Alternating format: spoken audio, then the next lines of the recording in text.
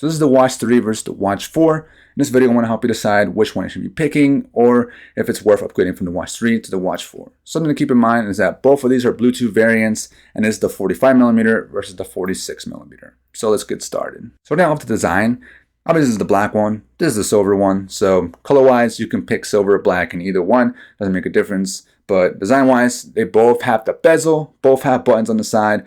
One of them is for the back, one of them is for the home button. And then you have that similar body, like it's very similar, honestly. The back design looks very similar with the sensors. The front honestly looks very similar besides the circular buttons and then the rectangular buttons on the Watch 4. So otherwise, honestly, very similar. They feel very similar in the hand as well. Comfort is very similar, same amount of weight. There's not much of a difference. If anything, the Watch 4 is maybe a little bit bigger, but it's still about the same weight. So in the hand, it's not as bad, or it's not any different, I should say, compared to the Watch 3.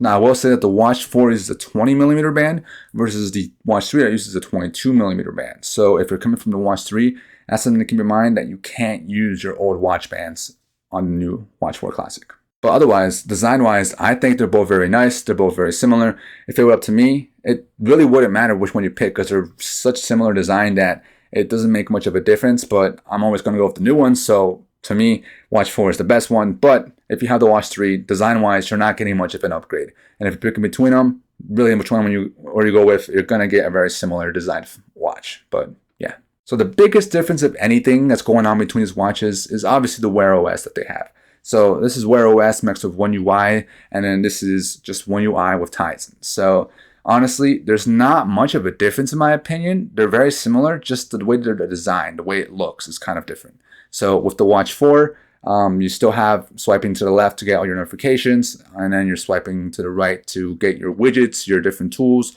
Same thing on the Watch 3, swiping to the left to get your notifications, and then swiping to the right to get all your widgets. You swipe down to get your quick toggles, so quick bedtime mode or night mode, flashlight, Bluetooth, whatever, same idea. It's just the way it looks. It looks a little bit different. It looks a little bit cleaner, I would say, on the Watch 4 compared to the Watch 3. Now, the main difference here is to get to your apps. So if you want to get to your apps on the Watch 4, you swipe up and then you get almost like an iPhone-like style, or no, not iPhone, but the Apple Watch style of way the apps are set up. It's just a bunch of apps put together. On the Watch 3, you have the option of a list, or you have the option of the rotary list or rotary view, whatever it's called, where you can rotate around to select the app.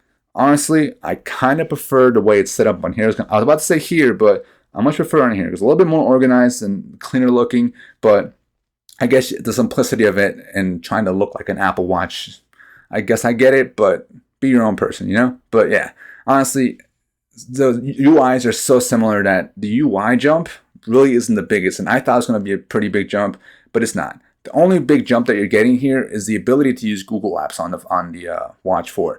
But you can't even use the Google Assistant, so that's something that is a bummer right now. Supposedly it's coming soon, but as of now, we don't have it, so I'm still stuck with Bixby. But yeah, using Google Apps on here. I don't know if I'm going to use them a lot. Now, if anything, the Google Maps feature is actually kind of cool. So if you set up Google Maps in your phone as you're driving, since it'll be linked to your Google account, it'll automatically set it up on here as well. So if you have a turn, it'll start to beep at you, or not beep at you, like vibrate at you and let you know that there's a turn coming soon. So I'll look down at my watch and like, oh, I guess there's a turn coming soon. And then look at the map, and then there's a turn coming soon. So that's the only cool thing, is that there is a little bit of Google integration between here. So any Google apps you use on your phone will likely be easily translated onto the watch. But otherwise, that's the only main Google app that I messed with that really made a difference to me. Because otherwise, on here, all the apps are the same as far as like Samsung. So like same Messages app, the Bixby, Samsung Pay, that's not going to change. You have the option to use Google Pay on here now. So if you're a Google Pay user, you'd like this a lot more. But if you're a Samsung Pay user, it won't make much of a difference. And then the watch faces, the ones you use on here are from the Google App Store, and on the ones you use on Watch 3 is from the Galaxy App Store. Now, the thing is that I don't know if all the watch faces translate over to the Google Store itself, because I haven't been able to find the watch face I was using in the Watch 3. So I've been using a completely different one, a classic looking one. But yeah, I'm not sure if they all do. If they do, let me know how. That way I can find the watch face I have on here for the Watch 4. Now, other differences here is the health features. Now, when it comes to like running simple stuff, heartbeats and heart taking, it's all very similar. It's all going to be giving you the same information for the most part. If anything, they give you too much information. I don't use all the information that they give me, but on here you have the ability to do the body composition thing, so you can check how much fat or how fat you are essentially. I'm not showing you my info, but it does give you a decent amount of information, so it could be beneficial to you, and it should be beneficial to me because that can help me, lose some weight. But it's there if you're going to use it. If you're definitely going to take advantage of it and need that kind of stuff, definitely would recommend it, because on here you don't have that. You both have like the ECG thing on here. You have that, like I said, the heart rate sensor and then the stress sensor and stuff like that. So very similar, but you have that extra added stuff, which was the body composition onto here. As far as overall performance, the Watch 4 is actually a bit better, smoother. Animations look a little bit better, not as choppy. It's a little bit faster. On here, I do get a lot of like lag, a lot of occasional hiccups. The biggest is when I'm using like a timer and the timer goes up and it stays on like the 0, then the timer's up for like 2 or 3 seconds, whereas on here, it literally ends right away and starts vibrating that it's over. So I think that the Watch 4, now it also could be because this is newer, so I might experience those hiccups later on in the future, but I guess we'll find out. But right now, it's doing really well. I think it does a little bit better than the Watch 3. Not super crazy better, but still better. Now, battery life. So honestly, very similar. Even with the Watch 3 being roughly a year old, it's still giving me very good performance battery life. So they're both lasting me roughly a day with a couple hours into the next day. So like, I definitely would recommend charging it at some point during the day, usually during a shower. That'd be enough charge to get you to the day or to the night, or whenever you shower.